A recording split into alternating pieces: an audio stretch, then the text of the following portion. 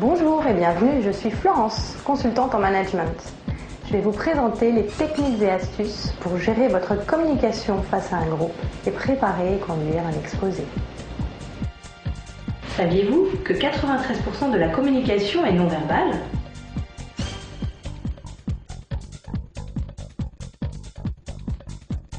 La position du corps. La position idéale est la station debout afin de bien répartir le poids du corps sur les deux jambes. Les bras sont décontractés le long du corps ou une main dans la poche éventuellement et ça donne une impression de neutralité. Vous devez éviter de croiser les jambes ou de vous appuyer sur une seule jambe. Ça donne une instabilité au niveau corporel et une impression de manque de confiance en soi. Évitez de croiser les bras car vous donnerez une impression de repli sur vous-même.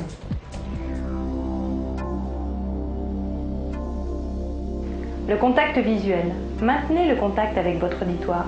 Laissez voyager votre regard tout au long de la salle et n'oubliez pas la personne qui est tout au fond de la salle. Ne cédez pas à la tentation de ne réserver vos regards qu'aux personnes les plus enthousiastes. Pensez aussi à ceux qui vous écoutent d'un air absent. Pensez à ne jamais tourner le dos au public. Par exemple, si vous écrivez sur un paperboard, placez-vous de côté, à gauche si vous êtes droitier, ou à droite si vous êtes gaucher.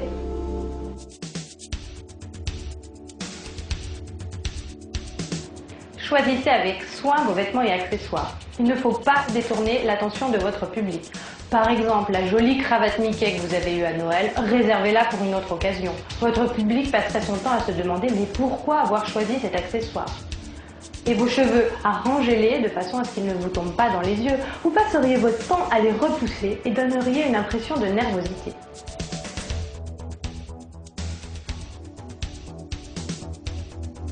Mouvements et gestes. Vous pouvez vous déplacer dans la pièce afin de vous rapprocher de votre auditoire.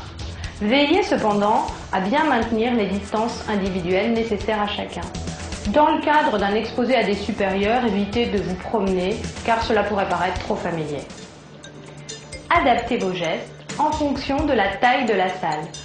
Si elle est grande, vous pouvez avoir recours à des gestes plus amples. N'ayez pas peur de ne pas être naturel. Votre auditoire vous trouvera complètement spontané. Si la salle est plus petite, préférez les gestes plus discrets.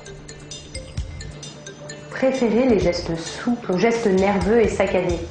Préférez les mouvements sur des plans horizontaux par rapport aux mouvements sur des plans verticaux. Le son de votre voix influence également votre apparence. Prenez une respiration lente et profonde. Vous amenez de l'air à votre corde vocale et le son de votre voix sera plus clair. Parlez à voix haute. Le volume sera suffisant. De façon rythmée et monodirectionnelle. Je projette le son de ma voix dans une seule direction, mais je peux me tourner pour que tout le monde puisse entendre. Évitez les balbutiements et les